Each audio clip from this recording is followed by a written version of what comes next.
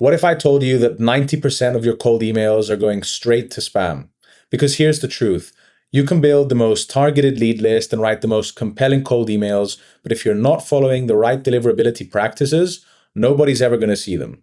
My name is Alex, and I've helped multiple B2B businesses scale with cold email, including a marketing agency that closed over $30,000 in new deals. In this video, I'm going to show you the 4 essential pillars that you need to master for perfect cold email deliverability in 2025. Now, to begin with, we'll start off with the foundation. The biggest mistake I see people making is trying to send cold emails from their main business domain. Now, this is primarily for people who are just getting started with cold email for the first time, and I get it. It makes sense why they would think that. But first, you need to understand how email providers think. So we have Google and we have Microsoft. Google and Microsoft are not stupid. They can see everything. Your domain age, your sending patterns, who's opening your emails, who's marking them as spam, basically everything. And they're getting smarter every single day. So the chances of you running into issues with your domain, for example, for your domain to get blacklisted or anything else, has gone up. And the result is that the life expectancy of your domains in your inboxes has gone down. Now, here's what you need to do instead to avoid getting your main business domain blacklisted. You need to create a separate infrastructure just for cold email. So let's start with the domains.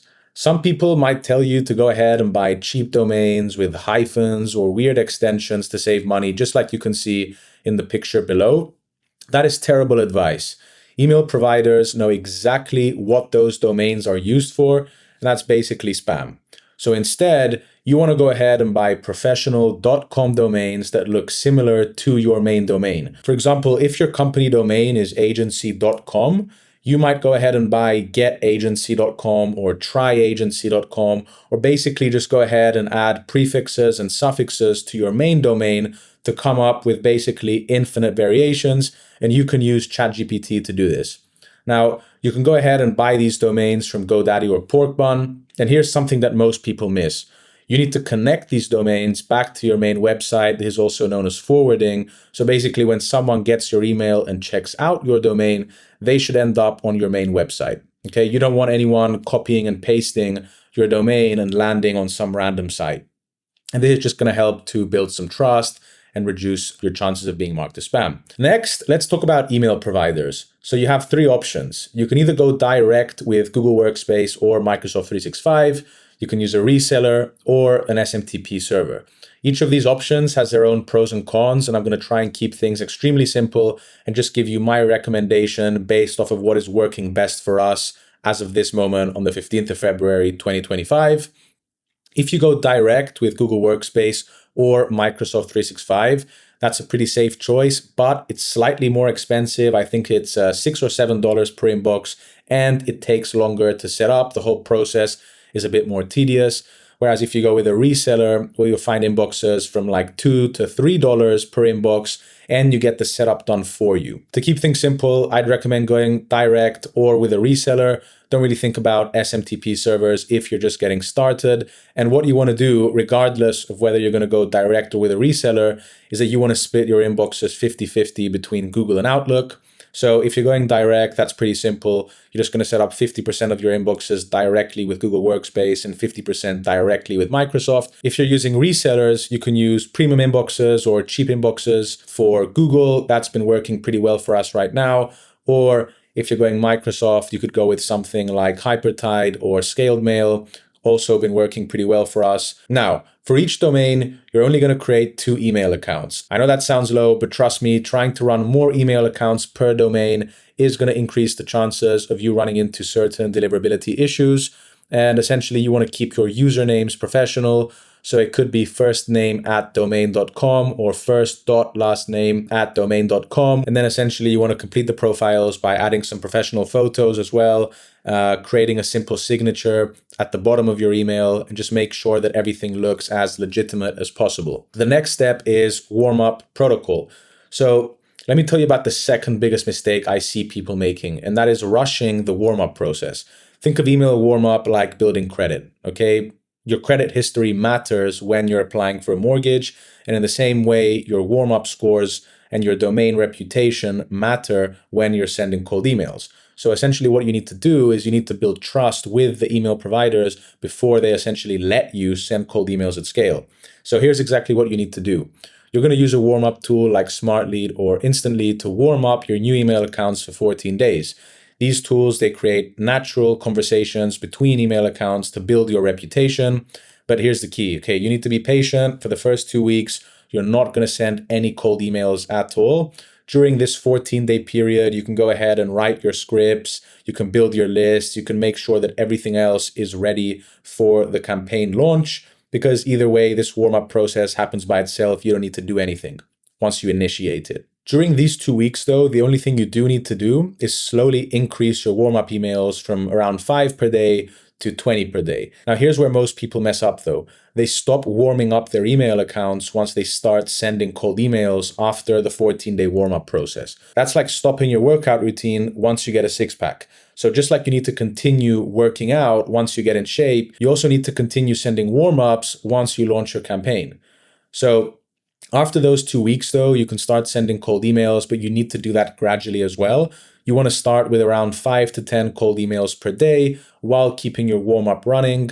Then you want to slowly increase to around 10 to 15. And then finally, you could get to around 20 to 25 per day maximum. But I'd recommend sticking to around 15 just to be safe. Now, you might be thinking that 25 cold emails per day is pretty useless because it's a very low volume.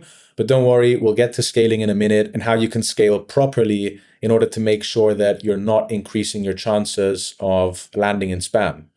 So first, you need to understand that these limits are not just random numbers. The reason why we choose 10 to 15 emails per day is because it's based on natural human sending patterns and how many unique people a normal person would email in a given day. Now, the next pillar is email patterns and content. Now, making every single email look completely unique, even at scale, is probably the biggest secret to never landing in spam.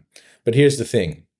Email providers have gotten incredibly good at pattern recognition. If they see you sending the same email over and over again, or even slightly modified versions of the same email, they know it's automated. And automated usually just means spam. Okay, so how do we solve this? First, you need to forget everything you know about HTML emails, no fancy formatting, no images, no tracking pixels. Nothing. Your emails should look like they were typed out in Gmail or Outlook because that's what real people use in order to communicate with their colleagues. Now, what you do need to use, though, is something called spin tags in your emails, but not the old school way where you just change a word here and there. You need to spin every part of your email script. So let me show you what I mean. Most people would just change their opening line. For example, hey first name, hi first name, hello first name, just giving 3 different alternatives for the word hello.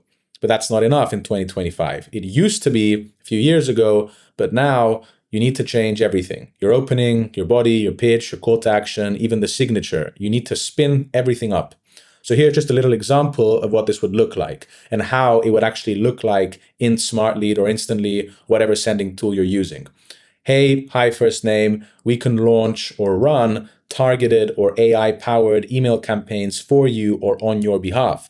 Now, I know this might look a bit confusing with all the brackets, but essentially what this means is that in some of the emails, it's going to say, we can launch targeted email campaigns for you.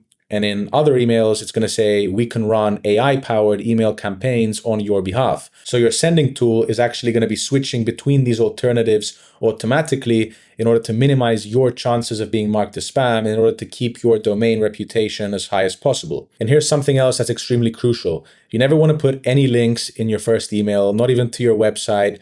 Anything that has to do with links is going to damage your deliverability, and these are absolute red flags to spam filters. Now, you can wait until someone replies positively at least before sending them a link to your website or just anywhere else where they can get more information about you, but even then, I'd recommend against it.